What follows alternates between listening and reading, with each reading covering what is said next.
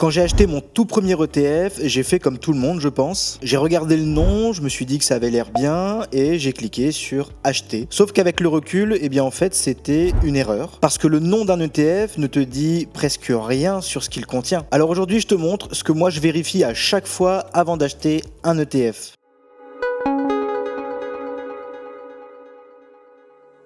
Alors le premier truc que je regarde avant de choisir un nouvel ETF, avant d'acheter un nouvel ETF, et c'est le plus important, c'est qu'est-ce qu'il y a dedans. Parce que le nom, il te vend du rêve, mais la réalité, c'est sa composition. Est-ce que le S&P 500 a vraiment 500 entreprises? On entend que le MSCI World contient entre 1300 et 1400 entreprises. Est-ce que c'est vrai? Eh bien, je vais vous montrer comment je vérifie ça. Mais avant, laissez-moi vous parler de Mintos qui sponsorise cette vidéo. Mintos, c'est une plateforme d'investissement européenne régulée sous le cadre MiFID avec plus de 700 000 utilisateurs et plus de 800 millions d'actifs sous gestion. Et la première chose qu'on cherche lorsqu'on débute l'investissement, c'est l'accessibilité. Et c'est ce que fait Mintos car il vous propose d'investir à partir de seulement 1 euro. Il propose plus de 1000 ETF des plus grands émetteurs comme iShares, Vanguard, VanEck qui sont conformes UCITS et sans frais d'ordre. Vous payez uniquement les frais de gestion des ETF, les fameux TER. Mais ça, dans tous les cas, vous ne pouvez pas y échapper quelle que soit la plateforme. Donc avec ces plus de 1000 ETF, vous avez un large choix pour construire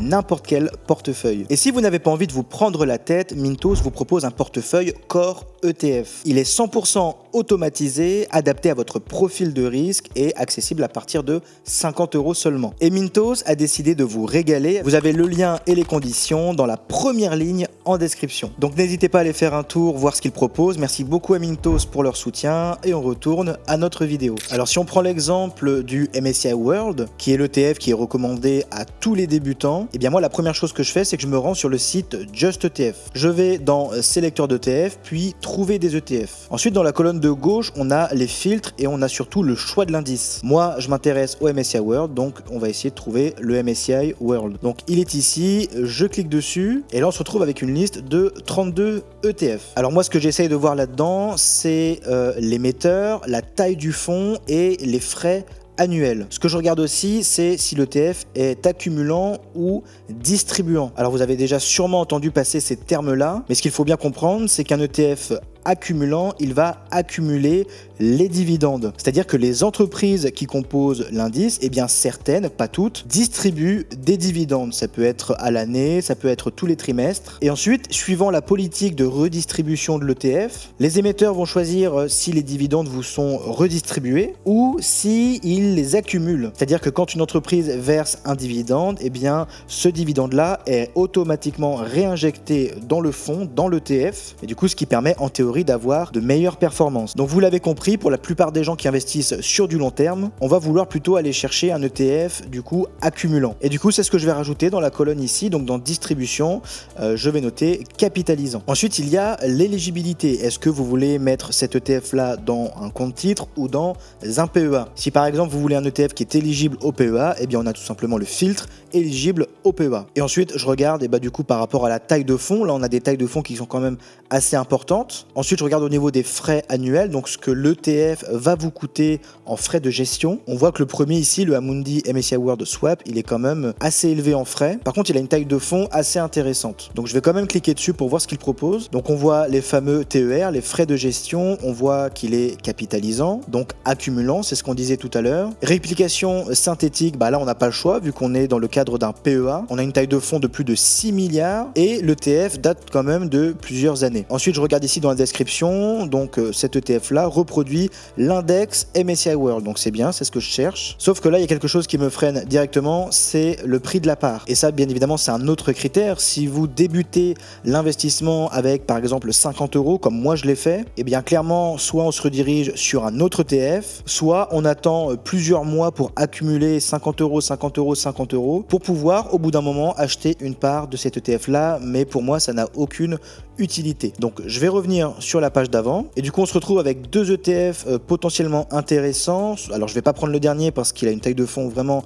minuscule, mais du coup on a le choix entre iShares ou Amundi. Ils ont tous les deux une taille de fonds assez importante, donc là on est bon et ils ont les mêmes frais annuel. Donc là, moi, mon choix, il va plutôt se porter sur le Amundi parce que Amundi, tout simplement, c'est une entreprise française. Donc là, je revérifie. On a 20% de TER, d'accord. Capitalisant, c'est ce que je veux. Synthétique, eh bien, on n'a pas le choix. Par contre, il a une date de lancement beaucoup plus récente. Mais ça, pour moi, personnellement, ça me pose pas problème. Il a quand même plus d'1 an d'existence, donc ça va. De nouveau, la description. Donc, l'ETF reproduit l'index MSCI World, très bien. Et on a une part qui est assez intéressante à 6,24 €. Donc ça, c'est super. Ça va me permettre, par exemple, si j'ai 50, 100 ou 200 €, de pouvoir acheter plusieurs parts et du coup de pouvoir investir au maximum de l'argent disponible. Donc une fois que j'ai sélectionné l'ETF qui potentiellement pourrait être intéressant pour moi, je vais quand même aller vérifier encore 2-3 petites choses, notamment la fiche d'information. Et c'est dans cette fiche d'information que je vais aller pouvoir voir notamment l'indicateur de risque. Donc comme il nous dit, ça permet d'apprécier le risque dans l'hypothèse où vous gardez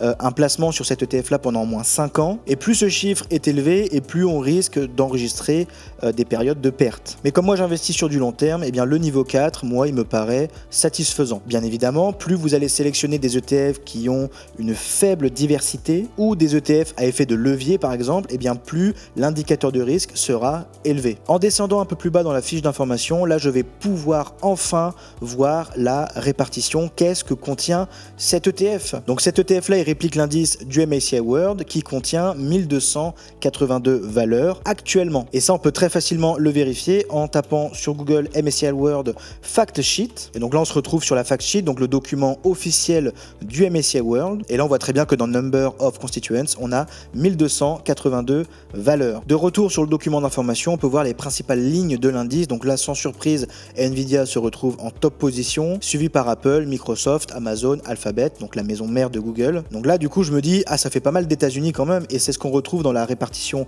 géographique de l'indice juste en dessous. On voit qu'actuellement l'indice MSCI World qui est répliqué par cet ETF là comprend 72,41% de valeur américaine, suivi par le Japon, le Royaume-Uni, le Canada et enfin la France. Alors du coup la question que je me pose c'est est-ce que ça me pose problème? Alors si je passe ma journée sur les réseaux sociaux, oui ça peut me poser problème parce que je vais tomber sur énormément de contenus qui disent attention le MSCI World contient 70% d'Amérique, ce qui est bien évidemment le cas, mais quand on réfléchit, si les États-Unis sont surreprésentés dans l'indice MSCI World, eh bien c'est pas pour rien, c'est qu'il y a une raison. Et la raison c'est que les marchés américains depuis plusieurs années eh bien performent. Et ça n'a pas toujours été le cas, si je me rappelle bien dans les années 80 je crois, faudra vérifier si je dis pas de bêtises, c'était surtout je crois le Japon qui était représenté dans le MSCI World. Donc pour ma part personnellement, est-ce que ça me pose problème?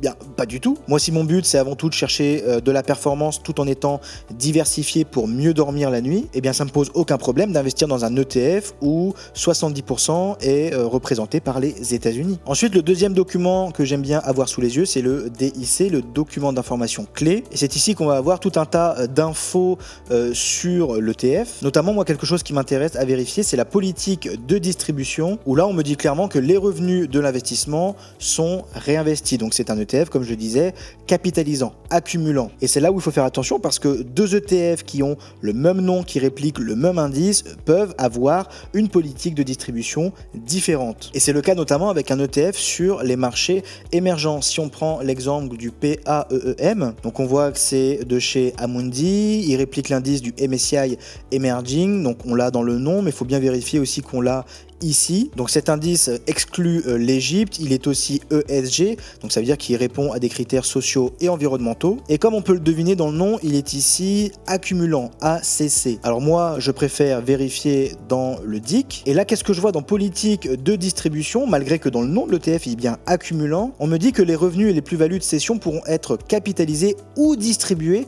à la discrétion de la société de gestion. Ça veut dire quoi? Ça veut dire qu'actuellement, l'ETF, il est accumulant, mais qu'Amundi se réserve le droit de changer sa politique de distribution en distribuant selon leurs critères. Donc par exemple, moi qui veux investir sur cet indice-là, sur du long terme et du coup en accumulant, eh bien je vais éviter d'acheter un ETF qui peut changer sa politique de distribution comme bon lui semble. Et chez Amundi, ça tombe bien parce qu'on a exactement le même ETF qui réplique le même indice, c'est d'ailleurs le même fonds et c'est celui-ci. Et quand on regarde dans le DIC, ici je m'aperçois qu'en politique de distribution, les revenus de l'investissement sont réinvesti. Donc ça veut dire que cet ETF là il est accumulant et il le restera. Là où je fais attention aussi, c'est à ce que m'affiche Just ETF. Là je vois qu'en taille du fonds il a 18 millions, ça me paraît très faible. Du coup je vais quand même aller checker sur le site officiel d'Amundi, et là chez Amundi je vois qu'il est à 852 millions d'encours. Pourquoi? Tout simplement parce que c'est exactement le même fonds que le premier ETF qu'on a vu, qui pouvait choisir entre accumulant ou distribuant. Ah, vous allez me dire, mais Edwin, toi t'es la vieille école, tu fais tes recherches toi-même, maintenant il y a l'IA. Eh bien regardons, à combien s'élève la flat tax, donc le PFU, je l'aide un petit peu, actuellement. Ah, la flat tax est à 30%. Bah c'est pas le cas, et surtout que je vais préciser actuellement, donc en ce moment. Donc voilà, rien que pour ça, j'utilise pas les IA. À partir du moment où l'IA n'est pas capable de me donner le pourcentage du PFU, eh bien il est hors de question que je lui demande des informations plus poussées, comme les frais sur les ETF, la politique de distribution, ou encore pire, demander des conseils en investissement. Donc voilà ce que je fais quand je veux investir sur un nouvel ETF. Je préfère regarder sur les documents officiels, faire mes petites recherches. Là ça m'a pris 10 minutes, un quart d'heure. C'est pas ça qui m'a bouffé la journée. Et au moins je suis sûr de savoir dans quoi j'investis, dans quoi mon argent part. Si cette vidéo vous a plu, n'hésitez pas à vous abonner, ça soutient grandement la chaîne. Merci encore à Mintos d'avoir sponsorisé cette vidéo. C'était Edwin et je vous dis à dimanche prochain pour une nouvelle vidéo.